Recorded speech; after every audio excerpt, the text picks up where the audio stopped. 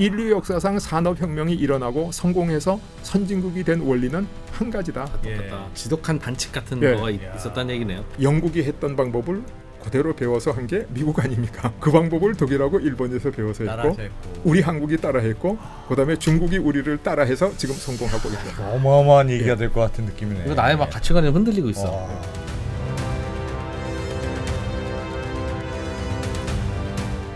자, 언더스탠딩이 야심차게 준비한 또 프로젝트가 있습니다. 그렇습니다. 저희는 절대 안주하지 않습니다. 우리는 너무 열심히 일하는 솔직히 것 같아. 언더스탠딩이 뭘 굳이 더 할 일이 있겠습니까? 그렇습니다. 매일매일 방송하는 것만으로도 여러분들에게 넘치도록 드리고 있는데 그럼에도 불구하고 우리의 경쟁자는 국내에 없다.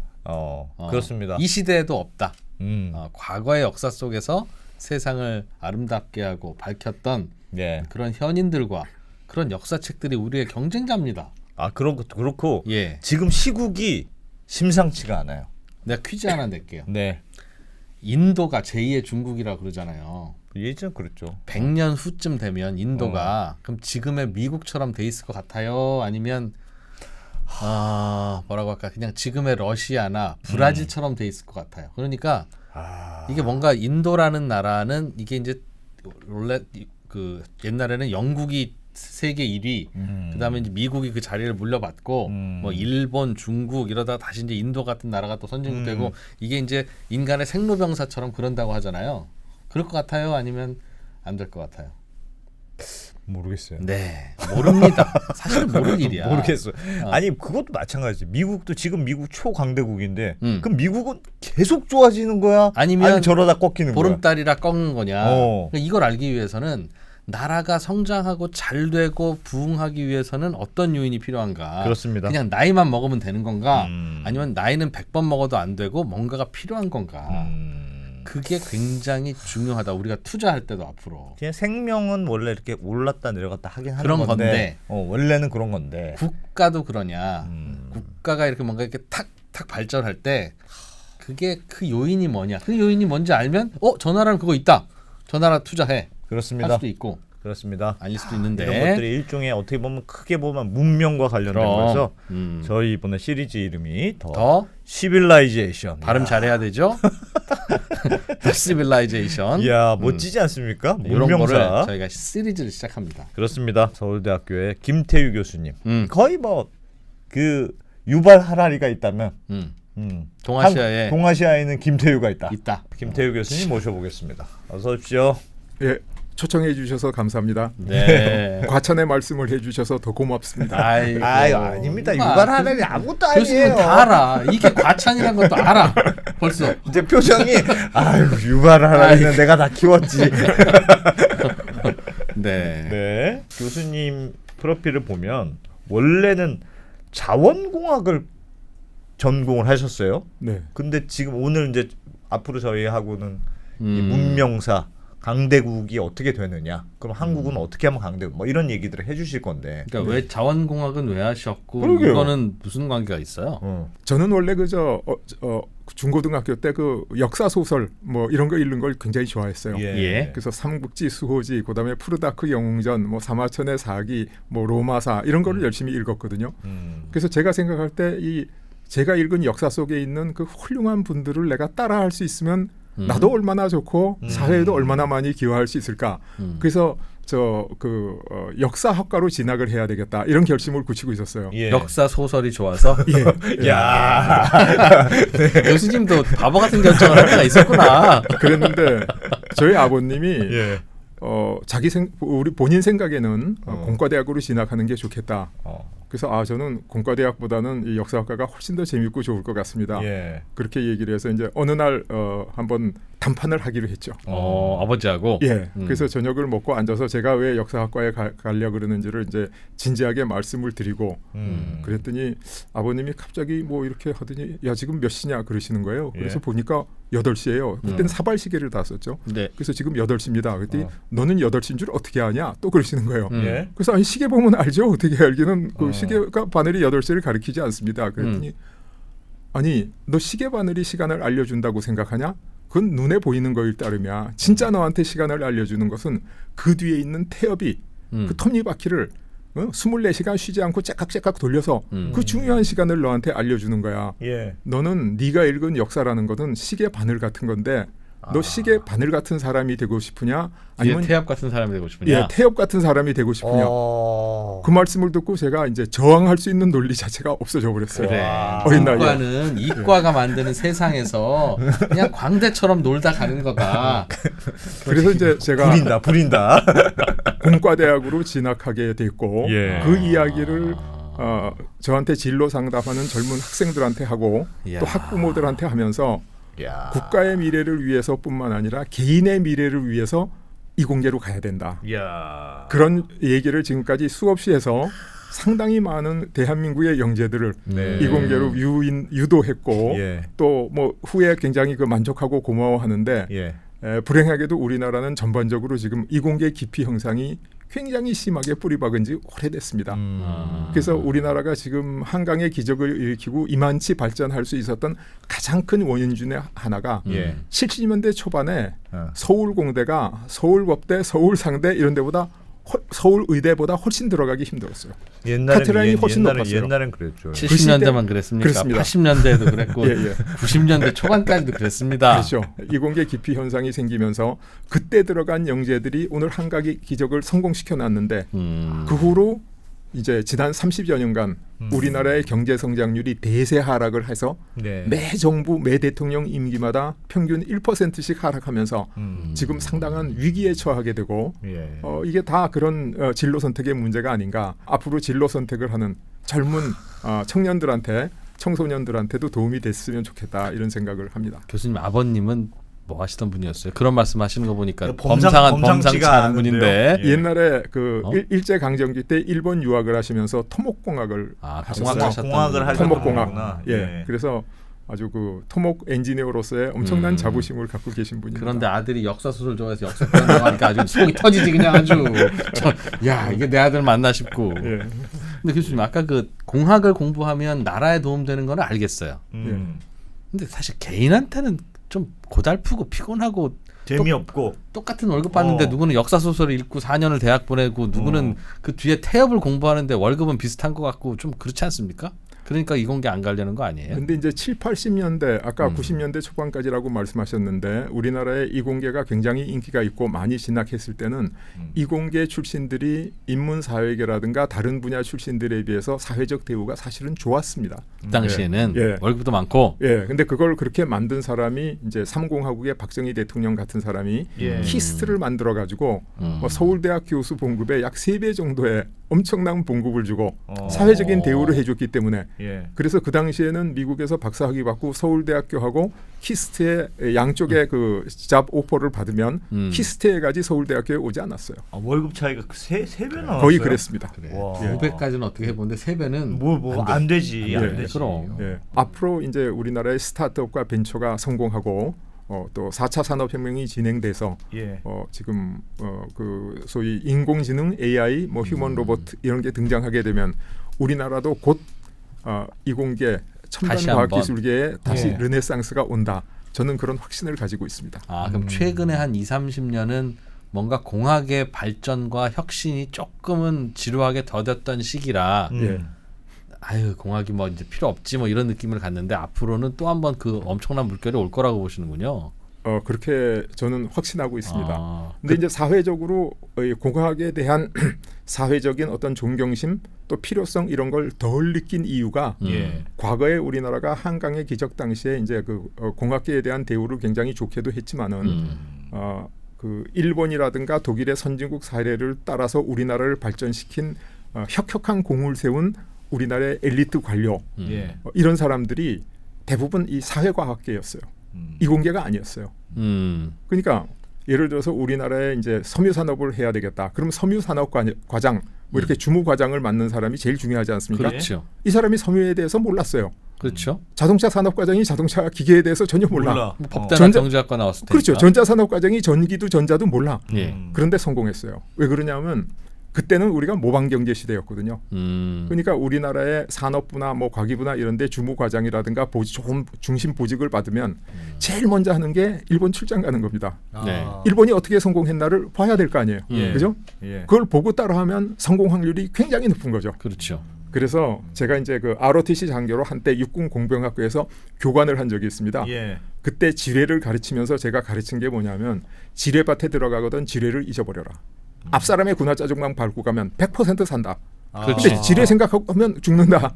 그렇지. 그게 바로 모방경제 시대에 성공하는 비결이었고 예. 과거에 우리가 그렇게 해서 성공한 거예요. 근데 어. 지뢰와 중간쯤 왔는데 앞 사람의 군화자족이 보이지 않는다. 그럼 이제 큰일 나는 거죠. 이제부터는 지뢰를 알아야 되죠. 그래서 그때부터는 지뢰는 공학이 필요한 거예요? 맞습니다. 그때는 아. 그때부터 지뢰는 몇 미터 간격으로 묻고 몇 도 각도로 묻으니까 내가 여기 발을 밟았으니까 안 죽었는데 그렇다면 내가 어느 방향으로 어느 정도 거리에 발을 밟으면 지뢰에 죽지 않을 확률이 제일 높은지를 머릿속에서 빨리 계산해서 세상에. 다음 발을 놔야 되는 거죠. 아. 그러니까 과거에 우리나라의 이공계가 좀 홀대받고 기피 대상이 됐던 건 과거에 이공계가 그렇게 쓸모가 없었다라는 생각을 사람들이 많이 한 겁니다. 하다 보니 앞 사람 밟고만 가면 되는데 왜 그렇죠. 필요하냐. 근데 이제부터는 절대로 필요한 시기가 왔는데 그 과거의 그 관행 속에 미쳐서 이 이공계가 진짜 홀대받은 설득력 겁니다. 요거는 짤로 따로 만들었어요. 야, 나 진짜 진짜 이공계를 왜 가야 되는 거였는지 거였어? 이렇게 설명하는 분 처음 봤네. 처음 봤어. 완전 설득력 있다. 와. 그러니까 이제 공대 없으면 죽는다는 얘기야 이제. 와. 그런 시기가 우리가 이제 대충 따라갈 건 그래도 우리 아직 따라갈 때가 좀 더 있잖아요. 미국도 따라가야 되고. 근데 이제 그 상당히 근접했기 때문에 예.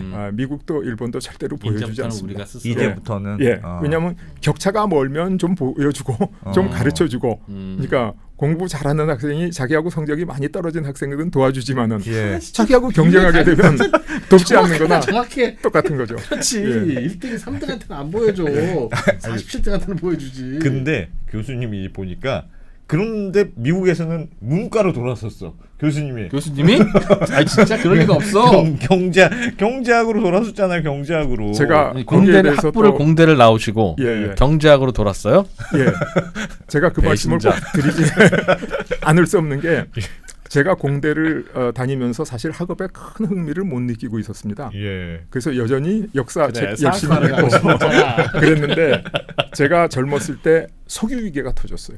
오일 쇼크가 얼마나 심각했냐면 여기 뭐 우리 현대인들이 좀 기억하는 그 IMF 외환 위기, 예. 국가 부도 사태에 직면해서 금모으기 하던 그 절박한 심정 그때보다 훨씬 더 심각했어요. 그래서 테헤란로 거리에 차가 별로 안 보이고 지금 평양 거리 같았어요. 오일 쇼크 때문에. 예, 예. 2차 오일 쇼크. 그리고 이 경찰들이 돌아다니면서 불 켜 있는 집에 소등을 시키고 학교가 수업 단축을 하고 공장이 조업 단축을 하고 대단했죠. 그래서 우리가 석유를 확보하는데 좀 도움이 될까 해서 강남대로의 그 중심 거리의 이름을 테헤란로로 개명을 하고 그리고 이란에서 석유 확보하는데 좀 힘을 쓰려고 그렇게 했던 겁니다. 석유 좀 우리한테 팔아라. 예. 그 정도로 절박했죠. 그래서 제가 젊은 시절에 어떻게 생각했냐면 야 내가 그래도 세상에 태어나서 뭔가 예. 보람 있는 일을 해야 될 텐데 석유 위기를 좀 해결하는 공부를 하면 어떨까 이런 생각을 했어요. 이야. 그래서 미국하고 영국 108개 대학에 편지를 썼습니다. 예. 뭐라고 편지를 썼냐면 우리나라는 국민소득이 1,000불쯤 되고 그때 미국이 10,000불쯤 될 때입니다. 야. 인구 밀도는 세계적으로 높고 석유 한 방울도 나지 않는데 내가 석유 위기를 해결하는 공부를 하고 싶다. 우리나라가 너무 힘들다. 그렇게 편지를 했더니 제가 기억하기에 34통 답장이 왔는데 대부분 I am sorry로 시작해서 good luck로 끝나는 3줄짜리 답장. 좋은 생각인데 미안하다.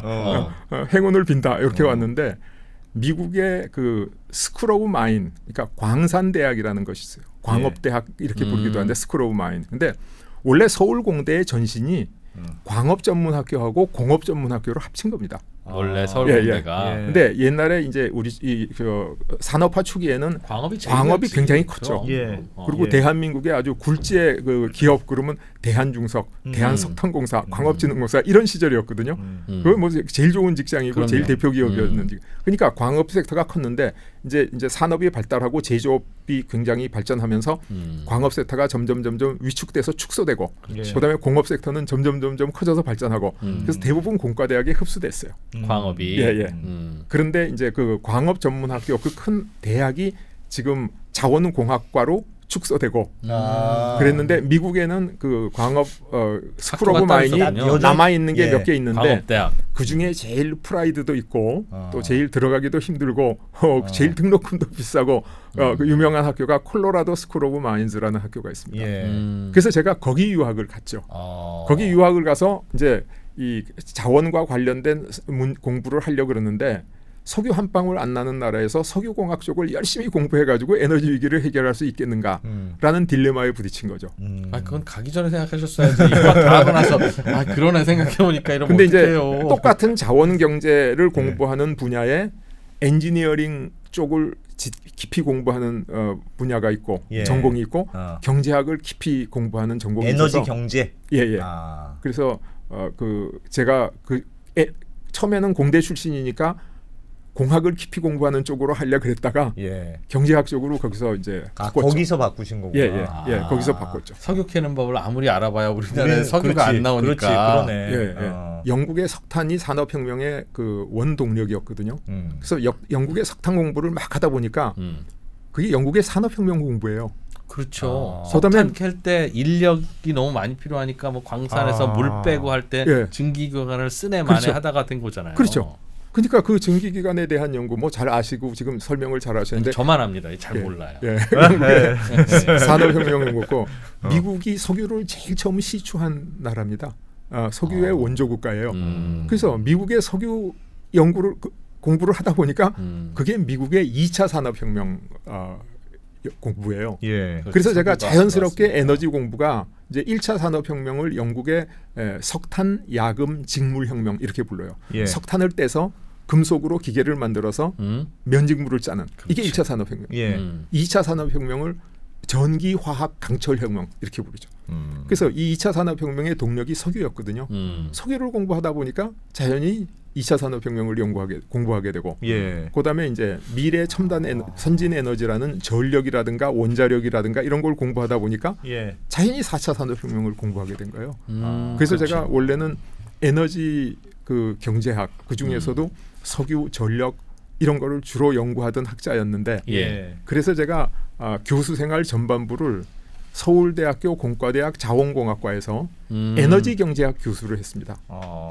그러다가 제가 어떤 계기가 있어서 예. 이제 산업공학과로 옮겨가지고 산업혁명과 국가발전 원리 요걸 연구하는 걸로 바뀌었죠. 그래서 맥락이 제가 진짜 있긴 있네요. 다 맥락이. 뭔가 있습니다. 있네요. 다 히스토리가 인생의 있네. 전반부는 제가 에너지 경제학자로 예. 교수 생활, 후반부는 이제 산업혁명과 국가발전 원리 이걸 연구하게 됐죠. 근데 이제 그 중간에는 제가 약간 뭐라 그러나 고민도 했어요. 내가 그때 그 공과대학에 가서 공부한 게 내 인생에 큰 도움이 안 되는 것 아닌가 이런 생각을 잠시 한 적도 있는데 언제 왜요? 어떤 게 어떨 때 보통 그런 생각이 들었어요? 그러니까 경제학을 다른 사람은 학부부터 경제학을 쭉 공부하는데 그렇지, 예. 그렇지. 저는 대학원에서 경제학 쪽으로 바꾸려니까 학부 과목처럼 수강을 다 해야 되지 않습니까? 그렇지, 그렇지. 그리고 대학원 공부도 또 해야 되지 않습니까? 그러니까 같이 공부하는 동료들은 똑같은 대학원생인데 그 사람은 3과목을 수강할 때 저는 6과목을 수강해야 돼요. 그렇지. 그래서 내가 공대 진학한 게 내가 낭비였나? 괜히 시간 낭비였구나. 이렇게 이제 후회를 했는데 제가 국가발전 원리를 연구하고 이걸 문명사회로 발전시키다 보니까 이 국가발전 원리 산업혁명을 연구하는 경제학자들은 과학기술과 이 대자연의 법칙을 모르더라고요. 그래서 저는 이 대자연의 섭리 속에 자연의 법칙 속에 인간 사회의 법칙이 있기 때문에 인간 사회의 법칙을 공부할 때 대자연의 이 과학기술을 안다는 사실이 나한테 얼마나 큰 도움이 되고 비교 우위가 되는지를 제가 느꼈어요. 그래서 제가 다시 그동안 제가 아버님 불평을 해서 좀 죄송합니다. 그렇지. 감사합니다. 이렇게 생각을 바꿨습니다. 경제학과 교수님들은 산업혁명에서 증기기관에 대해서 그냥 이름만 알지 실제 그게 무슨 원리가 원리인지 몰라. 공학적인 고민이 뭔지 잘 몰라요. 이게 증기기관이라는 게 뭐 제임스 와트가 만든 걸 우리 배웠잖아요. 아니야, 예전에도 증기기관이 있었는데 네. 문제는 산업적으로 못 쓰이는 이유가 증기기관이 정밀하지 않아서 옆으로 김이 다 새. 그러니까 쓸 수 있는 게 매우 한 원리는 있었는데 그렇지. 원리는 근데 그 증기 기관에 이 옆으로 김이 새는 걸 잘 막아서 성공한 잘 거. 막는 거를 제임스 와트가 개량을 한 거예요. 그러면 그냥 좋은 상품을 만든 거네. 그것도- 개발을 한 게 아니고. 그것도 대포의 포신을 그 깎는 그 원리에서 공학적으로 착안을 한 거야. 딱 맞게. 그렇지. 그게 좀 알고 하는 얘기입니까, 교수님? 이게 막 던지는 것 같기도 하고. 뭐 너무 많이 아셔가지고 나보다 더 잘 아시지 않나 싶은데 예. 그 기관을 이제 뉴커먼이라는 사람이 만들어서 뉴커먼 기관 이렇게 부릅니다. 아. 그래서 뉴커먼 기관이라는 게 있었는데 이게 사실 증기 기관이에요. 근데 이게 조금 전에 말씀하신 것처럼 실린더라든가 이런 게 정교하지 않고 이런 예. 여러 가지 이유로 효율이 낮아요. 효율이 낮으니까 석탄을 많이 떼야 돼. 그렇지. 그래서 석탄 광산에서 물을 퍼올리는 데는 그게 굉장히 효율적이라서 예. 그 20마리하고 사람 그 10명이 일주일 동안 퍼내던 물을 이 뉴커먼 기관으로 하루에 퍼냈다. 뭐 이런 기록도 있을 정도로 예. 그게 그 석탄을 많이 뗄 수 있으면 좋은데 그때는 철도도 없고 도로도 없고 고속도로도 없고 그랬거든요. 예. 그러니까 이거를 공장으로 석탄을 실어올 수가 없어요. 그래서 떼야 되는데. 뉴커먼 기관이 효율이 낮았기 때문에 석탄광에서만 쓰다가 지금 그 이프로께서 말씀하신 것처럼 이 제임스 와트가 이 증기 기관을 효율적으로 만들어 가지고 효율적으로 만든 기관은 석탄을 많이 안 떼도 되니까 그래서 이제 그것을 공장에 와 가지고 이 면직물을 짜는데 쓰면서 산업혁명이 본격적으로 일어나게 된 거죠. 그렇습니다. 그럼 산업혁명의 시작은 약간 에너지가 있었던 거네요. 그렇죠. 이- 석탄이라는 에너지가 산업혁명을 촉발한 겁니다. 음. 석탄이라는 에너지가. 저희가 뒷조사를 좀 해보니까 예. 참여정부 때 청와대에서 일도 잠깐 하셨다는데 네. 그 무슨 일 하셨습니까? 저는 사실 그 정책 연구를 하기 때문에 정치하고는 사실 굉장히 거리가 먼 사람입니다. 근데 예. 이제 아주 간단하게 말씀드리면 정치라고 하는 것은 정권을 쟁취하고 유지하고 이게 정치의 역할이거든요. 근데 정책이라는 것은 이 쟁취한 그 정권을 국가 권력을 예. 국민을 위해서 행사하는 거죠. 그렇죠. 그래서 이제 제가 하는 공부는 전부 정책에 해당하지 정치에는 해당하지 않습니다. 그래서 근데 제가 가만히 그 서울대학교에 부임해서 보니까 이제 세월이 흐르면 과거에 아까 말씀드린 것처럼 우리나라를 이끌어가던 행정가라든가 정치인이라든가 이런 사람들이 우리나라를 모방경제 시대는 잘 이끌어왔는데 예. 이제 창조경제 시대로 넘어가서 새로운 기술을 이해하고 알고 이러려면 하이브리드 인재가 필요하겠다 이런 예. 생각을 한 거예요. 그러니까 정책적 소양도 있고 기술에 대한 소양도 있고 그러니까 우리나라 행정학과 정책학과 정치학과 이런 데서는 이제 정책 정치 이런 행정적인 소양을 가르치고 공과대학에서는 기술 소양만 가르치지 않습니까? 예. 이 둘을 합쳐야 되겠다. 그러니까 쉽게 말씀드리면 옛날에 전쟁을 잘하던 군인은 뭐 그 태권도 잘하고 총검술 잘하고 뭐 유격 훈련 잘 받으면 됐는데 요새 그 저 우크라이나 전쟁에서 보면 드론 조정을 잘해서 맞습니다. 게임 잘하는 예. 뿅뿅하는 능력이 예. 필요하지 않습니까? 그래서 기술과 정책 함께 아는 인재가 꼭 필요하겠다라는 생각을 했어요. 근데 교육의 비가역성이라 그래가지고 이공계 학문을 먼저 한 사람은 이 일반 인문사회계 학문을 얼마든지 나이 들어서 할 수가 있어요. 예. 근데 인문사회계를 먼저 한 사람은 나중에 이공계를 할 수가 없어요. 왜 그럴까요? 왜냐하면 이공계라고 하는 것은 미분 방정식 같은 수학이 안 돼. 수학이. 어려운 수학을 해야 돼요. 레벨이 다른 학문이라서 그죠? 에헤이. 레벨의 차이보다도 그 사람이 갖고 있는 능력 중에 지능 중에 예. 유동지능이라는 게 있습니다. 우리가 그 플루이드 인텔리전스 그러는데 예. 이 유동지능이 소위 이공계가 많이 필요한 거고 이공계 아니라도 뭐 패션이라든가 디자인이라든가 경영이라든가 뭐 이런 데는 다 필요한데 이 유동지능이 뭐냐면 계산력, 공간력, 추리력 이런 거가 필요로 한 그런 학문이거든요. 예. 그런 지능이거든요. 예. 근데 이 유동지능이 20대에서 30대 초반을 기점으로 해가지고 하강합니다. 떨어져요. 그러니까 왜 사람의 체력도 20살 그때 정상기에 갔다가 떨어지잖아요. 예. 근데 결정지능이라는 게 있어요. 나이 들면. 네. 그것을 크리스탈라이즈드 인텔리전스 그러는데 예. 이게 제가 연구한 게 아니라 발달 심리학에 연구돼 있는 내용입니다. 그래서 이 결정지능은 뭐냐면 이해력, 참을성, 종합성, 설득력 정무적 이게 판단. 지식보다는 지혜에 해당하는 거예요. 뭔가 결정적인 순간에 판단하고. 그렇죠. 그런 건 그러니까 나중에 요거는 배운다. 나이가 들면 점점 증가해요. 어. 그래가지고 이 그 최고봉이 어디서 오는지는 정확하게 알 수 없지만은 비교해서 말씀드리면 공과대학 교수들의 연구 업적은 30대를 기점으로 해서 하강한다. 하강하고. 인문대학 교수들의 연구 업적은 60대 혹은 그 후에 정점에 도달한다. 그러니까 늦게 시작하지만은 늦게 떨어지는 거죠. 예. 그러니까 젊어서 이 유동지능이 있을 때 빨리 이공계를 먼저 공부해 놔야지 나이 들어서 인문사회 공부를 할 수가 있지. 젊어서 인문사회를 먼저 공부한 사람은 나이 들어서 이걸 못해요. 미분방 정식을 풀 수가 없어요. 그렇기 때문에 이 순서가 이공계 먼저, 인문사회계 먼저. 그래서 이제 제가 그래서 대학교에는 문과를 없애야 된다고 생각합니다. 처음 공대부터 무조건 시작해. 그래 인문계 사회계는 대학원에서 40세 이후에 배우는 걸로. 네. 예. 네. 모든 사람이 꼭 공대를 해야 되는 건 아니니까. 어쨌든 근데 하이브리드는 필요하겠어요. 어느 그렇습니다. 정도는 알아야 돼. 그래서 제가 이제 그 하이브리드 학과를 이제 기술정책대학원이라 그래서 우리가 이제 대학교 4년 과정, 학부 과정부터 예. 있고 석사 과정, 박사 과정이 있는데 학부 과정은 없고 음. 석사, 박사 과정만 있는 과정을 미국에서는 대학원 학과 이렇게 네. 부르고 한국에서는 협동 과정이라고 부릅니다. 그래서 서울대학교에 그런 이공계 인재들을 데려다가 정책과 경제와 경영을 가르치는 협동 과정을 만들었어요. 예. 그래서 기술 정책 협동 과정. 어허. 그래서 아마 서울대학교 대학원 중에 뭐 과거에 10여 년 동안 입시 경쟁률이 제일 높았고 취직도 굉장히 잘 되고 그런 인재들을 많이 배출했는데 예. 아마 그게 이 사회에 알려져 가지고 제가 이제 정보과학기술보좌관이라는 것을 청와대에서 처음 만들면서 발탁돼가지고 저한테 연락이 왔고 제가 발탁된 게 아닌가 예. 그렇게 생각합니다. 정보과학기술을 정책에 자꾸 반영해야 되는데 예. 적합한 사람이 누구냐? 그러니까 서울대학교에서 그런 정보과학기술과 정책을 이미 접목해서 하는 과정이 이미 있습니다. 예. 거기 교수님을 모셔다 저희가 도움을 받으면 어떻겠습니까? 그랬구나. 그랬습니다. 예. 그 좋으셨나요? 내가 이제 청와대 가니까 그동안 내가 꿈을 여기서 한번 풀어보리라. 노무현 우리나라를 대통령 위해서. 한잔 하고. 지금 그렇게 하시면 안 됩니다. 하면서 그런 거 좀 하셨습니까? 꿈에 부풀었죠. 네. 마치 뭐 평생 축구를 한다고 그라운드에서 공을 차고 땀을 흘렸는데 예. 너 월드컵에 한번 출전시켜 줄까? 이야. 그래서 출전한 것 같은 그런 기분이었어요.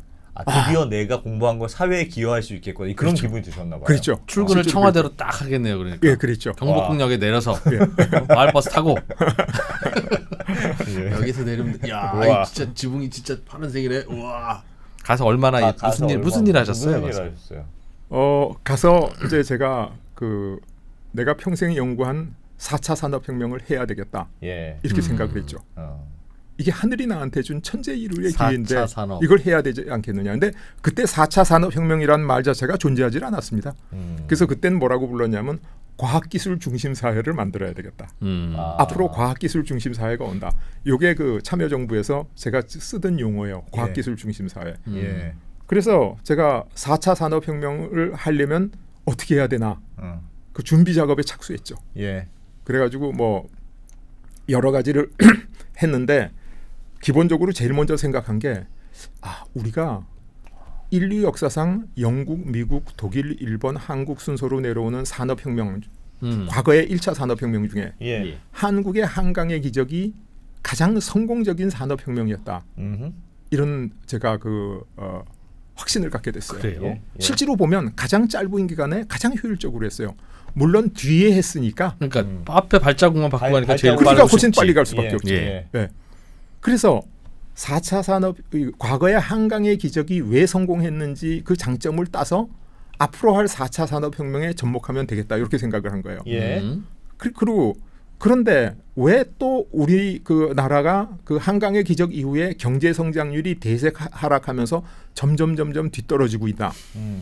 이 문제도 같이 해결해야 되겠다. 네. 그렇게 생각을 해서 제가 보니까 과거의 한강의 기적 당시에는 우리나라에 경제기획원이라는 게 있었습니다. 예. 그리고 재무부라는 게 있었어요. 따로 있었죠. 그래서 경제기획원은 뭐냐면 우리나라의 미래를 기획하는 기획부서예요. 네. 거시적으로 한국의 중요한 게 뭐냐. 10년 후에 한국, 20년 후에 한국, 30년 후에 한국 이걸 보면서 기획하는 부서예요. 네. 아주 중요한 일을 하는 네. 부서입니다. 예. 재무부는 같은 경제부처인데 뭘 하냐면 수출, 수입, 고용, 환율, 물가 이런 거 관리, 거시적이고 단기적인 예. 급한 일을 해결하는 그러니까 부서예요. 현재를 하는 게 재무부, 예. 미래를 하는 게 경제기획관. 그렇죠. 그렇지. 그래서 이 두 개 부처가 중요한 일과 급한 일을 따로따로 열심히 하니까 중요한 일도 되고 급한 일도 됐던 거예요.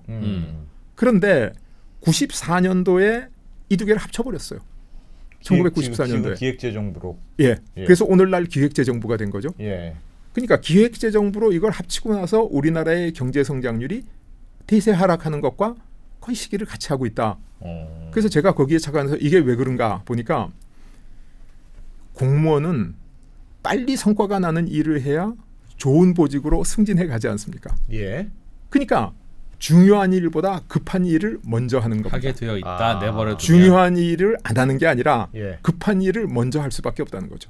그러다 보면 중요한 일은 자꾸 뒤로 밀리기도 밀리지. 그렇죠. 거기다가 정치인들은 임기가 있으니까 내 내 임기 때. 임기 내에 성과가 나는 일을 해야 되겠다. 예. 그러니까 임기가 뭐 국회의원은 4년, 뭐 시도지사 4년, 대통령 5년 그 이후의 일을 걱정하는 사람이 없는 거예요. 예.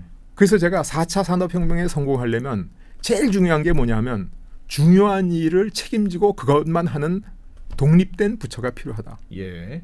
마치 경제원과 재무부의 그 모델이 성공한 것처럼 이 그때 정부에서 이 기획재정부로 합쳐져 있는 중요한 일과 급한 일을 중요한 일을 하는 과학기술부와 급한 일을 하는 기획재정부로 나눠야 되겠다라고 결심을 하고 예. 그것을 사람들을 설득하고 대통령을 설득하니까 이제 쉽지가 않죠. 예. 그래서 제가 그때 마침 스티븐 코비라는 사람이 성공하는 사람의 7가지 습관이라는 책을 예. 써서 예. 베스트셀러가 된 적이 있어요. 예. 그거 보신 분이 많더라고요. 예. 그래서 제가 이제 그거를 좀 패러디하고 그래서 세상에 중요한 일과 급한 일이 있는데 이걸 같이 하면 급한 일을 먼저 해서 실패한다. 그래서 중요한 일을 먼저 하게 하려면 중요한 일을 하는 부서를 전문부서를 둬야 바로 된다. 독립시켜야 되겠다. 예. 그랬더니 대통령께서 동의하셨어요. 제가 그 얘기를 했을 때는 주변에 있는 모든 사람이 다 반대했죠. 수석보좌관 회의에서도 반대하고 뭐 그때 이제 반대하는 이유는 과기부 장관을 부총리로 승격시켜 가지고 이 중요한 일을 시켜야 된다고 제가 주장하는데 그 전에 그 기획재정부 장관이 부총리 아닙니까? 경제부총리. 예. 그 이후에 통일부총리, 교육부총리 이름만 부총리인 거 만들었는데 하나도 성공한 적이 없다. 왜 또 그런 실패작을 또 하나 만들라 그러냐 이렇게 반대를 했는데 제가 이제 이거를 대통령을 설득해 가지고 이제 그 재가를 받았죠. 그래서 과학기술부 장관을 과학기술 부총리로 승격시켰어요. 예. 그게 제가 이제 첫 번째 할 일입니다. 원래 과학기술부는 하는 일이 있었잖아요. 있었죠. 급한 일 그것도 그렇죠. 원래는. 예, 실무적인 일 그런 것만 하는데 과학 분야 지원 예, 뭐 예. 애매하구나. 그게 이제 급한 일인지 그래서 미래 일인지. 사실은 과거에는 그 경제기획원에서 하던 일인데 그 당시에는 경제기획원이라고 부르는 게 적절했지만은 4차 산업혁명 시절에는 그렇지. 과학기술부라고 부르는 게 더 적절하다라고 제가 주장한 거죠. 네. 이게 기술의 시대가 오니까. 미래의 기술을 준비하는 예, 뭔가 예. 사람이 있어야 되겠다. 예, 예. 정부에서도. 예. 그래서 이제 그게 제가 제일 처음에 했던 큰 일이고 이 부처를 만들고 부총리를 만든다고 일을 할 수 있는 게 아니지 않습니까? 요새 예. 돈이 있어야 일을 하죠. 예. 그 돈은 어디서 나오냐면 예산실에서 나오거든요. 네. 기획재정부 예산실. 근데 예산실에서 예산을 각 부처로 나눠줄 때 큰 예. 덩어리로 주고 너희가 알아서 갈라서 써라 안 그래요. 예. 그렇게 하면 각 부처에서 자기 원하는 대로 막 전용해가지고 네. 목적 외의 전용이 많아지고 편향되고 정치적으로 뭐 이렇게 혼란이 예, 있고 그래서 상당히 세부까지 나눠서 줘야지 그 예산이 목적한 대로 잘 쓰이고 예. 또 그게 효율적인 부분도 있어요. 예. 근데 제가 가만히 보니까 다른 예산은 다 그렇게 할 수 있다. 있다. 국방 예산, 환경 예산. 근데 과학기술 예산은 20년 후, 30년 후의 일인데 예산실의 사무관이 그것도 어떻게 하냐? 인문계 출신, 사회 출신 사무관이 뭘 하냐. 미래에 무슨 기술이 뜰지 어떻게 아냐. 그렇죠. 그렇지. 그래서 그것을 통째로 넘겨달라. 그랬더니 과감한 주장이었네. 예산실에서 발칵 뒤집혔어요. 어. 이거는 대한민국 예산 행정의 근간을 흔드는 아주 행위다. 그래가지고 제가 뭐 그것 때문에 엄청난 저항에 부딪히고 그랬는데 저 자신이 이제 그러면 당신네들이 그 20년 후에 뜰 기술이 뭔지 아냐? 모르죠. 예. 앞으로 세상이 어떻게 갈지 아냐? 모르죠. 어. 그러니까 그거는 과학기술자들한테 맡겨라. 그래서 설득해가지고 이제 그 예산을 다 갖고 와서 과학기술부에 우와. 기술혁신본부라는 걸 만들어서 예. 그게 조그만 예산실입니다. 아. 과학기술부 예산실. 내부에. 예, 거기다가 그걸 다 맡겼죠. 이야. 그러니까 두 번째 제가 엄청난 성공을 거둔 거죠. 예. 그러니까 국장리를 올리고 예산도 통으로 받아오고. 그렇죠. 어. 근데 그것만 가지고 끝나냐? 음. 이거를 추진할 수 있는 사람이 있어야 되는 거죠. 그렇죠. 예, 사람이 예. 잘 무장된 사람이 있어야죠. 그러니까 예. 태권도하고 총검술만 하던 사람한테 야, 너 드론 조종해라. 그럼 못 하는 거죠. 그렇지. 예. 그래서 제가 이제 제일 처음에 시작한 게 이공계 공직 진출구에서 그 당시에 대한민국을 대표하는 이 기술 부서가 산업부 아닙니까? 예. 근데 산업부에 주요 국장 그때 11명인가 12명 중에 이공계 출신이 한 명도 없어요. 그래서 제가 이공계 출신들을 대거 승진시켜 가지고 국장도 만들고 과장도 만들고 그래라 그래가지고 이공계 공직 진출구에서 이공계를 공직에서 상당히 우대하게. 우대했습니다. 예. 왜냐하면 그 전에 행정고시 출신은 기술고시 출신에 대한 편견이 있어요. 아, 그래서 맞아요. 서로 맞아요. 밀어주고 땡겨주는 과정에서 기술고시 출신들은 전부 소외되고 예. 주요 보직에를 못 가겠고 예. 주요 보직은 행정직들이 독점하고 예. 그런 바람에 기술직에서 유능한 사람이 있어도 승진을 못했던 거죠. 맞아요. 그런 사람들을 대거 발굴해서 승진을 시켰는데 기술직들이 그동안 이렇게 승진도 못하고 그러다 보니까 똑똑한 사람들은 민간기업체로 다 나가버리는 거예요. 예. 스카우트 돼서 예. 공직이 안 남아있는 거예요. 그러니까 승진시킬 사람이 없어요. 그래서 제가 생각한 게 뭐냐면 야, 이 이공계 박사들을 특채를 해가지고 공무원으로 꽂자. 전진 배치를 해야 넣자. 되겠다라는 예. 엄청난 생각을 제가 했죠. 예. 그래서 거의 혼자 대통령님이 다 하셨네. 그래서 제가 이공계 박사 50명을 특별 채용을 해가지고 예. 전진 배치를 시작했어요. 그랬더니 뭐 제가 하는 행동을 전횡한다든가 뭐 이런 얘기로 막 사람들이 비난하고 뽑아서 그러니까 과기부에 무슨 그 뭐 국장, 과장 이런 뭐 쪽으로 국장, 넣는다는 뭐 이렇게, 거죠. 그러니까 처음에는 사무관으로 넣어야죠. 초임 사무관으로 넣어서 막 거기서 박사학위 승진해. 받은 분에게. 박사학위 한 사람. 예. 그래서 이 사무관으로 50명을 제가 배치를 했더니 고시촌에서 우리는 고시 공부 몇 년째 하고 있는데 이상한 사람들 특채한다고 데모가 났어요.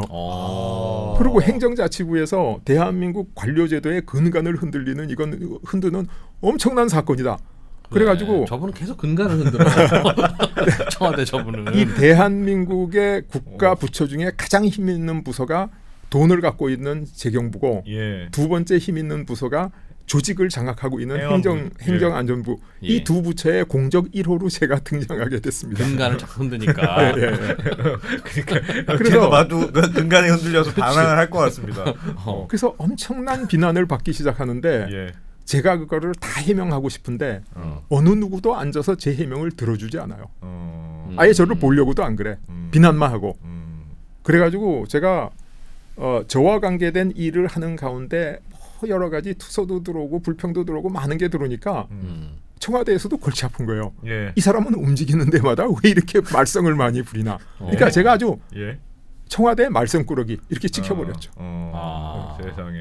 그런데 제가 과기부를 부총리 부서로 승격시키고 정말 엄청난 능력 조직과 예산을 장악해가지고 이 4차 산업혁명을 하려고 그러는데 제일 우호적인 부처가 있다면 어느 부처일 것 같습니까? 정부에. 과기부. 그렇죠. 예. 아닙니까? 정반대입니다. 이거를 가장 극렬히 반대하고 이것을 무산시키기 위해서 정말로 많은 노력을 아끼지 않고 끝까지 이걸 힘들게 한 부처가 바로 과학기술부예요. 왜요? 과학기술부가 과학 예산을 받아서 놀랍지 않습니까? 쓴다는 건데. 예예. 왜 놀랍지 그걸 않습니까? 반대요? 근간을 이제- 흔들어가면서 도와주겠다는데. 저는 사실 저 자신이 그때 개혁가라고 저를 생각하고 있었어요. 예. 내가 이제 정말 개혁을 한다. 근데 예. 개혁은 엄청난 그 고통이 뒤따른 거 아닙니까? 예. 저항과 맞부딪히죠. 예, 그런데 제가 하는 개혁에 가장 소극적으로 반대하는 분들을 보면 부처든지 몰라서 반대하는 사람들이에요. 이 사람들이 뭐 하는지 몰라. 이해가 안 가는 거야. 그럴 수는 네. 있죠. 좀 그럴 수는 있죠. 그다음에 극렬하게 반대하는 분들은 변화를 거부하는 사람들이에요. 왜 흔들어? 지금 잘하고 있는데. 잘하고 있는데. 네, 극렬히 반대해요. 어. 근데 정말 아주 맹목적으로 어. 정말로 심하게 반대하는 반대하는 사람들은 기득권을 뺏길까봐 걱정하는 사람들이더라고요. 아. 기득권을. 나 문과 출신 국장인데 예. 다음 승진 때. 근데 이제 그래서 저는 사실 그 학교에만 있다가 가서 제가 하는 일을 과학기술부가 전폭적으로 지원해 줄 걸로 착각하고 있었어요.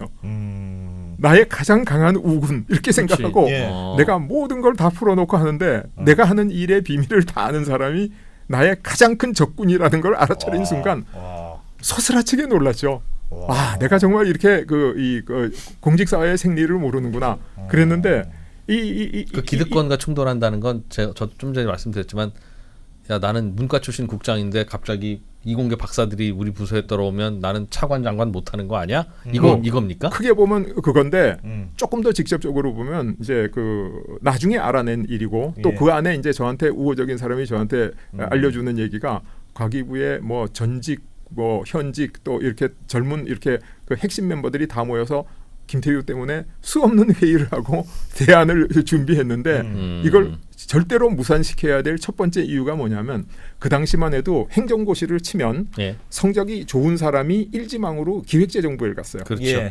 그래서 성적 순으로 쭉 내려와. 쭉 내려오죠. 그렇죠. 그죠? 그래서 기획재정부 관리가 예를 들어서 밑에 있는 과기부라든가 뭐 그 당시에 최신부 아니면 뭐 이런데 또 아니면 다른 농림부, 해양부 그런데 딴 거죠. 가면 예. 그 사람이 딴 분보다 요직을 차지하고 요직을 그분들이 다 장악해요. 예. 더구나 이분은 기획재정부에 있다 왔기 때문에 예산 같은 거 끌어오는데 그렇죠. 상당한 그렇지. 그걸 모피아라고 부르죠. 예. 상당한 능력을 발휘해요. 그러니까 과기부의 핵심 멤버들이 모여서 김태우 보좌관이 추진하는 대로 개혁에 성공하고 나면 기획재정부의 핵심 멤버들이 와서 요직을 다 차지하고 우리는 전부 물러나가야 된다. 다 나가야 된다. 과기부가 앞으로 큰 일을 맡게 되면 내 자리가 어떻게 될지 모른다. 나는 여기 자리를 다 뺏긴다. 기획재정부 출신들한테. 그렇게 생각한 거예요. 그러니까 지방대학교를 하나 제대로 집중해서 여기를 제2의 서울대로 만들어줄게라고 하면 거기 교수들이 서울대 교수들이 쫓겨나겠다라고 생각하는 거구나. 근데 저는 그런 사고를 할 수 있을 거라는 상상도 할 수가 없었어요. 제가 학교에 그 교수하고 학자가 그걸 알겠습니까? 듣고 보니 그러네. 예. 또 한 가지 이유는 뭐냐면 R&D 카르텔이라는 말이 한때 유행하지 않았습니까? 네. 그래서 국가연구개발 예산을 15%인가 줄였는데 줄인 거는 정말로 잘못한 거지만 카르텔에 대한 지적은 사실은 온당한 거일 수도 있거든요. 그런 부분이 있거든요. 과학기술부에서 국가출연연구소라든가 이런 데 주고 있는 엄청난 연구개발 예산이 있는데 그 위에 군림하고 있죠. 근데 이렇게 자기네들이 군림하면서 좌지우지해야 될 그 지위를 상실하고 이걸 뺏길지도 모른다.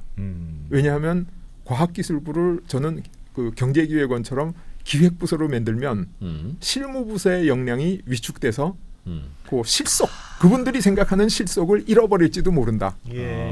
요 두 가지가 상승작용을 하면서 과기부가 제가 하는 일을 무산시키기 위한 전천후 모든 노력을 다 했죠. 세상에. 예. 지금 결과적으로는 다 안 된 것 같은데요. 다 그런 기능 없어진 것 같은데요. 어떡하냐? 그러니까 제가 이제 나오고 나서 후임자한테 제가 이제 이런 얘기들을 정말 구구절절히 하기는 했는데 짧은 시간에 다 이해가 되지 않고 또 본인은 또 본인 나름대로 다른 계획이나 생각이 있었지 않겠습니까? 그렇죠. 그리고 이제 과학기술부총리를 만들어서 과학기술부총리로 오신 분도 그렇고 모든 분들이 제가 가지고 있는 소위 4차 산업혁명 이론을 이해를 못하셨고 할 기회도 없었어요. 그리고 제가 또 주제 넘게 내가 이제 떠나는데 과학기술부 장관은 앞으로 이렇게 하셔야 됩니다. 누구는 어떻게 해야 됩니다. 돌아다니면서 그렇게 하는 게 정말 주제 넘은 일이고 그렇게 해서도 안 되는 일이라서 제가 이제 돌아오고 나서 과학기술부총리 부서가 도로과기부로 내려오고 돌아가 버렸습니다. 세상에. 그래서 이제 가장 제가 만세를 불렀던 게 과기부 공무원들이었겠구나. 어떡하냐? 돌이켜 보면 그러면 앞으로도 그런 비슷한 꿈과 계획을 갖는 이제 후임 나라 근간을 흔드는 어떤 사람이 생길 수 있잖아요. 김 교수님 말고 또 이제 근간을 흔들고 다니는 이런 개혁가가 돈키호테 개혁가가 있다면 그럼 어떻게 했어야 되는 겁니까? 그런 상황에서는 차라리 그럼 새로운 부처를 아예 신설해 주십시오. 과학기획원이라든가 뭐 아예 기술기획부라든가. 저는 그랬어야 되나? 교수님처럼 그런 생각 많이 했어요. 교육부도 되게 비슷한 것 같더라고요. 그러니까 교육이 나라에서 정말 중요한 역할인데 교육이 미래에 우리는 어떻게 해야 돼. 그게 금방 바뀌는 건 아니야. 라고 생각하고 장기 계획을 딱 세우고 차근차근 하여튼 정권이 바뀌든 어떻게 하든 차근차근 그 방향으로 가야 되는데 그냥 대통령이 바뀌면 교육 정책도 이렇게 바뀌었다가 네. 또 이렇게 바뀌었다가 뭐 어쩌라는 건지는 모르겠더라고요. 그래서 우리 사회에 유행하는 얘기가 교육이 잘 되려면 교육부가 없어져야 된다 이런 얘기를 하잖아요. 예. 저는 개인적으로 그 말을 굉장히 싫어했습니다. 그리고 그게 좀 냉소적이고 진지하지 못하고 발전적이 아니다 그렇게 생각했는데 제가 그때 이제 4차 산업혁명에 성공하지 못하고 도중 하차하면서 느낀 게 과기부의 난을 겪은 다음에 과기부가 없었으면 4차 산업혁명은 성공할 수 있었는데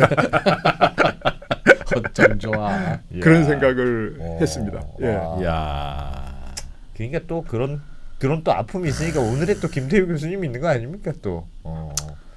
야, 재밌네요. 그래서 진짜 대단한 앞으로 경험을 하셨네. 이 프로께서 말씀하신 것처럼 앞으로 다른 사람이 하면 이걸 할 수 있을까? 예.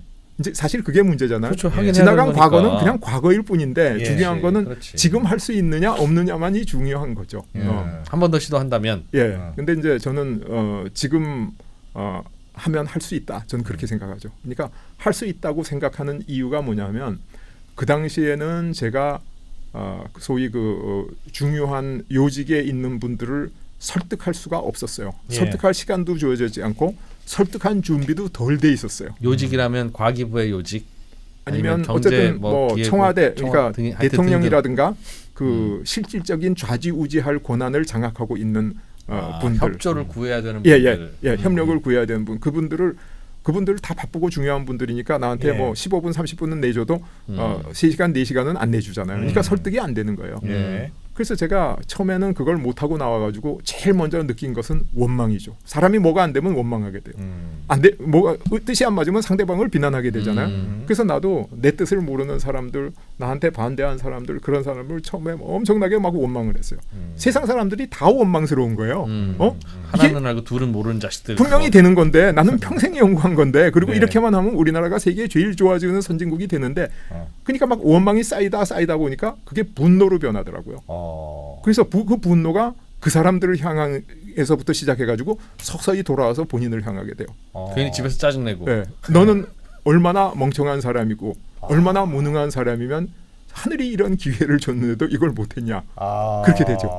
아우. 그래서 제가 그때 어느 날 새벽 3시쯤 막 분노에 휩싸여서 자다가 잠이 팔떡 깨가지고 머리에 떠오른 단상이 뭐냐면 예.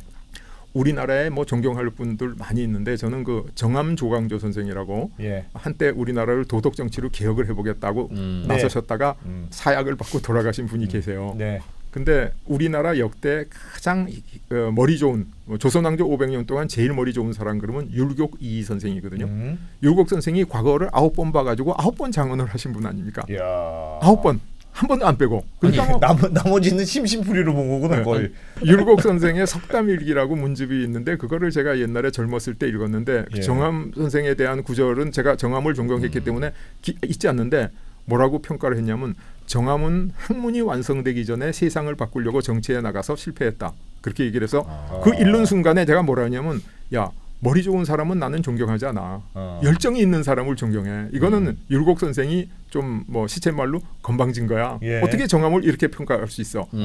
목숨을 다 바쳐가지고 하다가 실패한 분을 그렇게 생각했는데 제가 그 생각이 딱 떠오르니까 맞아 그거야. 새벽 3시에 그 문구가 떠오른 거예요? 예. 그 내용이. 와. 그래서 너 김태유 학문도 완성되지 않으면서 뭐를 네가 하겠다고 그래. 네가 세상을 바꾼다고?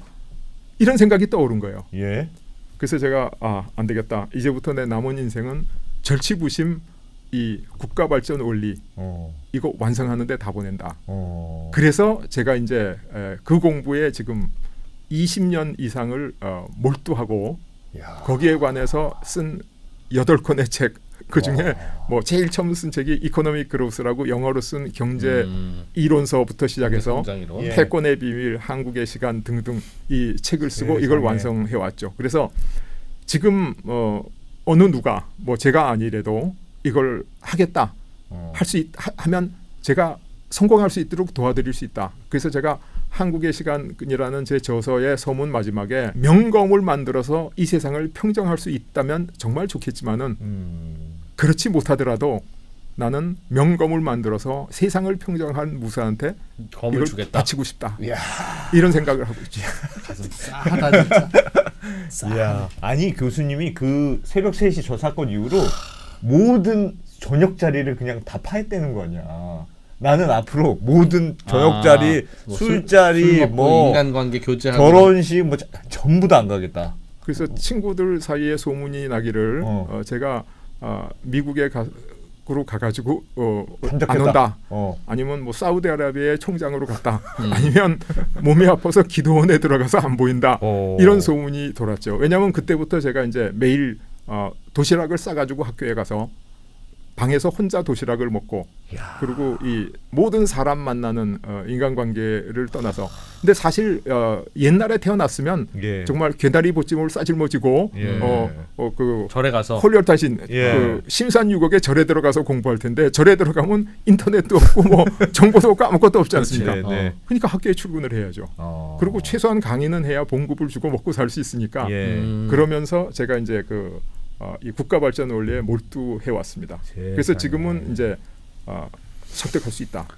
가장 그 핵심 중에 하나가 뭐냐면 과거에 내가 했던 대통령이나 내가 장관이나 뭐 이런 그 비서실장이나 이런 분들한테 했던 설명을 제가 되게 되짚어 보면 이해하기 좀 힘든 얘기를 내가 내 마음대로 했던 거예요. 상대방에 대한 배려 없이 일방적으로 했던 거예요. 예. 제가 그런 버릇이 든 게 서울대학교 대학원에서는 내 마음대로 하면 다 알아듣습니다. 못 알아들으면 학생 책임이에요. 예. 그러니까 나는 그렇게 해왔고 당연히 상대방이 이해해 줄 걸로 기대했는데 예. 사회 나가니까 그게 안 되더라는 거예요. 내 학생들은 내가 하는 말을 이해 못하면 가서 밤새면서 책 읽고 공부해가지고 이해를 하는데 예. 다른 분들은 그렇게 해주실 수가 없지 않습니까? 나만 손해지. 그렇죠. 그러니까 내 태도가 완전히 틀려먹었다. 이건 다 내 탓이다. 그러니까 율곡 선생 말이 맞다. 학문이 완성이 덜 됐었어. 그렇죠. 이게 설명도 제대로 못하는 주제에 뭘 한다 그러냐. 그래서 제가 혼자 깨달으셨어요? 아니면 누가 잔소리를 해준 거예요? 저 혼자 피나게 깨달았습니다. 아무도 몰래 깨닫느라고 더 힘들었습니다. 교수님은 이게 스스로의 반성과 열정과 막 제 설명이 왜 어려운가를 제가 곰곰이 생각을 해보니까 예. 제가 이 과학기술과 경제 이론을 가지고 설명을 하려고 그러는 거예요. 네. 근데 과학기술과 경제 이론이라는 게 둘 다 아주 골치 아픈 내용이거든요. 어렵기도 어렵고. 그렇죠. 그리고 그걸 이해하려고 그러면 앞부분에 기본 공부가 다 돼 있어야 이해하는 거거든요. 예. 근데 그런 거를 가지고 내가 설명이라고 장강서를 늘어놓으니까 상대방이 좋아할 리가 없죠. 그래서 어떻게 하면 내가 상대방이 좋아하고 설득력 있게 설명할 수 있을까라고 고민하다가 이거야. 역사야 역사. 역사. 예. 역사는 누구나 읽으면 재밌지. 있잖아요. 재밌잖아요. 야 고등학교 때 그 역사 그리고 소설로 사실이잖아. 돌아가는구나 지금. 맨 처음으로 회기 원점 회기 그때 역사과를 내가 갔었어야 되는데. 그래서 역사 공부를 본격적으로 다시 해야 되겠다. 예. 그래서 그거 하고 싶은 거 하네. 50대 중반에 예. 미국 유학을 다시 떠나려고 예. 산업혁명사를 공부한 그 지도교수감이 될 만한 훌륭한 역사학자들을 예. 다 찾았는데 예. 적절한 사람을 찾을 수가 없는 거예요. 그래서 제가 유학 가는 것은 포기하고 예. 내가 필요한 부분을 알고 있는 젊은 교수들한테 배우면 되겠다. 그래서 그 당시에 이제 40대 아주 신진학자, 예. 아주 학위 끝나고 얼마 안 되고 예. 대학 교수가 돼도 초임 교수고 이런 신진학자들 중에 제가 필요한 내용을 알고 있는 사람을 제가 막 찾아가지고 그 네 분한테 한 분한테 2년씩 8년 동안 과역 공부를 했습니다. 역사학자들 이런 역사학자 4명한테. 와. 한국에 있는? 그렇죠. 한국에 있어야 내가 모셔다가 다 있죠. 예. 그래서 이제 일주일 동안 이제 일요일 날 아침 7시에 되게 만났는데 그러면 이제 일주일 동안 왜 김태희 교수를 만나가지고 이렇게 말이 그렇지 분명히 학교 선배가 있거라고. 선배님이 7시에 보자. 그러니까 저 선후배 중엔 그런 사람이 없어가지고 저하고는 완전히 그 관계가 없는 순수 역사학자들인데 그래서 이제 일주일 동안 읽을 챕터하고 논문을 정한 다음에 각자 둘이 읽고 스터디를 하신 거네. 7시부터 10시까지 그걸 가지고 집중 토론을 하고 그래서 네 분한테 8년을 사사를 받았죠. 예. 그래서 제가 이 패권의 비밀이라는 제 그 주력 저서 예. 그 공저자로 모신 김대륜 교수가 그 선생님 중에 한 분입니다. 옥스포드 대학교에서 영국사를 전공하신 분이거든요. 예. 근데 나는 이제 경제학을 공부하면서 경제사는 공부했지만은 유럽 영국사 이런 걸 특별히 공부하지 않았죠. 예. 그래서 제가 이제 모르는 부분을 그분한테 많이 배우고 아하. 굉장히- 산업혁명 근처에 그런 일이 벌어졌게 된 배경이 뭐냐? 맞습니다. 역사적 배경이. 그렇죠, 그렇죠.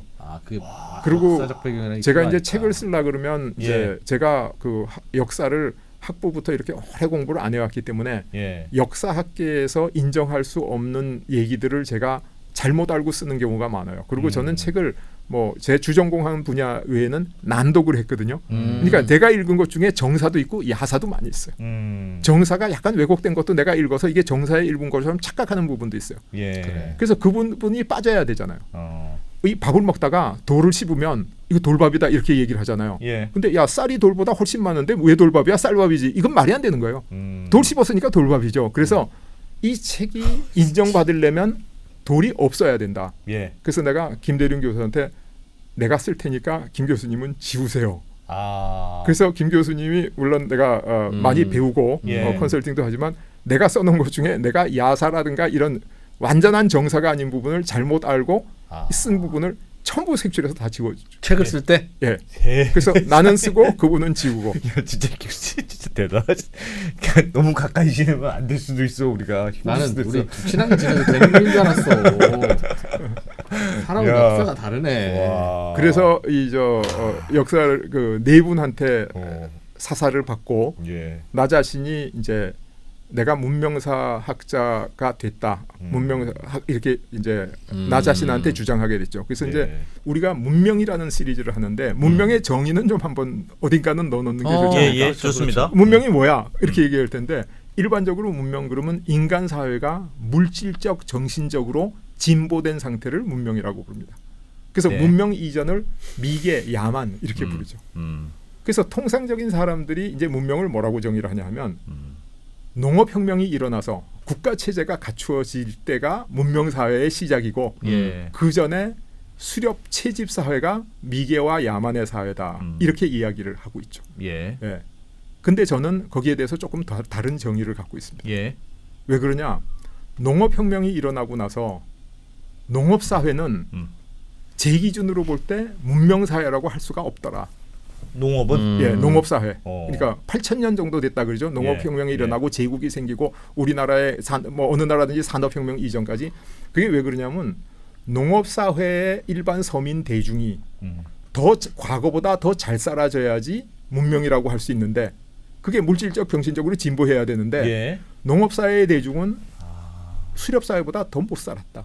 더 못 살았다고요? 예, 훨씬 더 못 살았어요. 그래요? 예. 왜 그러냐면 그저 멜더스의 인구론의 얘기, 그 중심이 뭐냐면 예.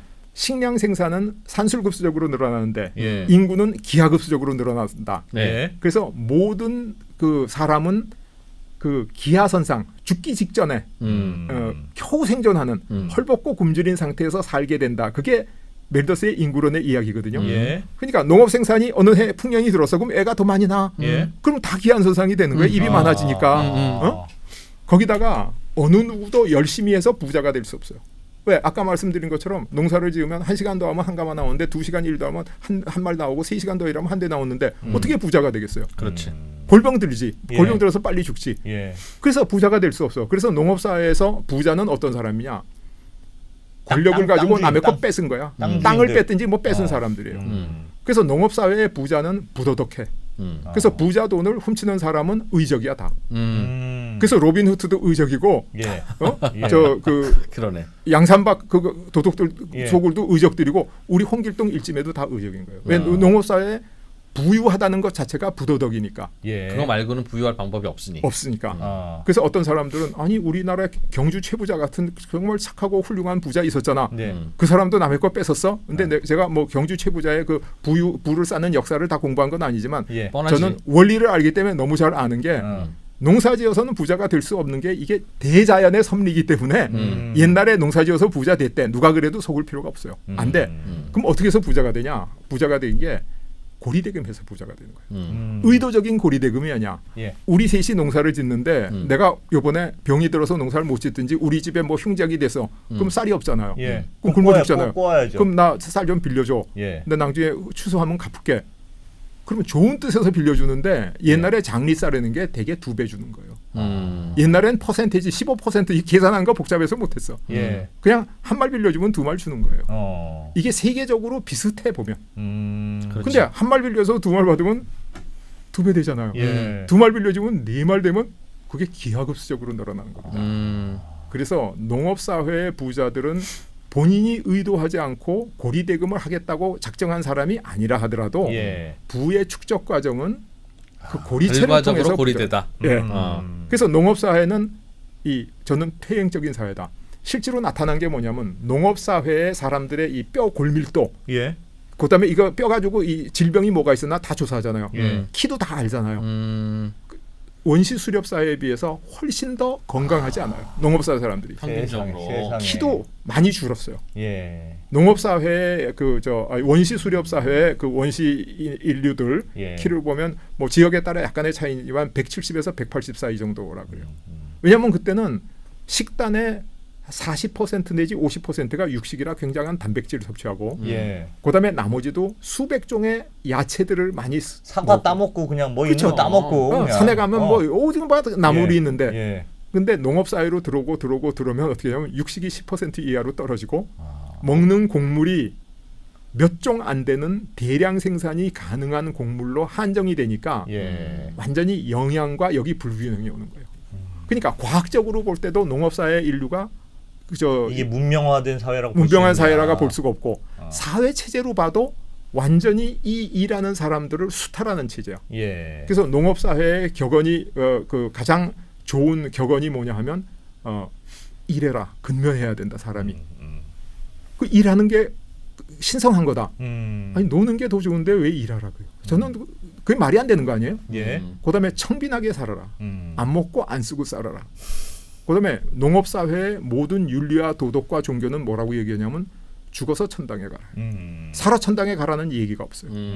그러니까 살아서 천당에 갈 수가 없는 세상이야. 그러니까 견뎌내는 인생이 끊임없이 예. 일하고 최소한으로 견디고 예. 그리고 죽으면 천당에 간다는 이게 가장 지배자의 뭐 나쁘게 말하면 악독한, 좋게 말하면 선택의 여지가 없는 국가 경영 통치 이론이고 예. 그 사회가 농업 사회라는 거죠. 어마어마한 사기죠. 어마어마한 사기. 그래서 저는 이 8,000년 농업 사회를 문명 사회라고 안 부르고 예. 저는 이건 과도기다. 산업 혁명에 의해서 진짜 문명 사회가 올 수 있는 과도기다. 왜냐하면 산업 혁명이 일어나고 유아 사망률이 확 떨어져 버렸어요. 옛날에는 애 낳으면 죽었잖아요. 예. 100일 전에는 그냥 갖다 버렸잖아요. 예. 한 돌 때까지 이름도 안 지었죠. 왜냐하면 곧 죽으니까. 근데 유아 사망률이 거의 줄어들었죠. 예. 평균 수명이 전 세계 동서양을 막론하고 30대 초반을 넘어간 지역이 별로 없어요. 근데 지금 평균 수명이 우리 80세까지 늘어나고 있죠. 예. 예. 거기다가 키도 많이 컸잖아요. 영양이 좋아지니까 크잖아요. 그래서 원시 수렵 사회의 영양 상태를 지금 다시 복구해 가고 있다 하는 게 제 주장이에요. 그러니까 일반적인 지금 학계에서나 많은 학자들이 정의해 놓은 문명은 농업혁명으로 시작되는데 제가 얘기하는 문명은 산업혁명으로부터 시작된다. 산업사회가 진짜 문명사회고 앞으로 다가올 4차 산업혁명에 의해서 다가오는 4차 산업혁명 예. 지식산업사회는 정말 문명사회의 극치를 보여줄 거다. 이제 저는 그렇게 얘기하죠. 차이는 이쪽은 농업이고 이쪽은 제조업인데 그 결과 나타나는 사회의 차이는 농업은 부자가 되기 위해서는 결과적으로 남을 착취해야 되는 거고 네, 뺏지 않으면 안 돼요. 산업사회에서는 부자가 되려면 좀 열심히 일하면 돼요. 열심히 생각하고 자기 혼자 물건 만들어서 많이 팔면 부자 되는 거예요.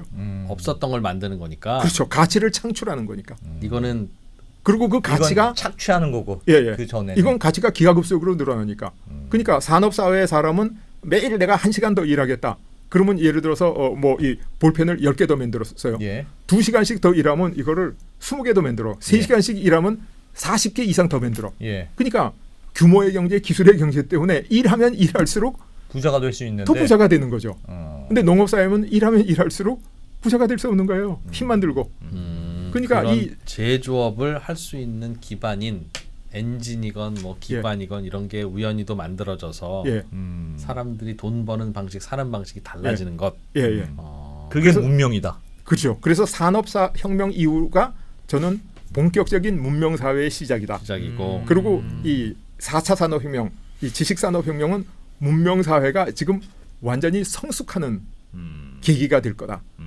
그래서 사실 제가 태초에 아까 처음에 얘기했듯이 공과대학에 가도록 아버지로부터 강요당하지 않았으면 예. 이런 문명 이론을 제가 만들어낼 수가 없었던.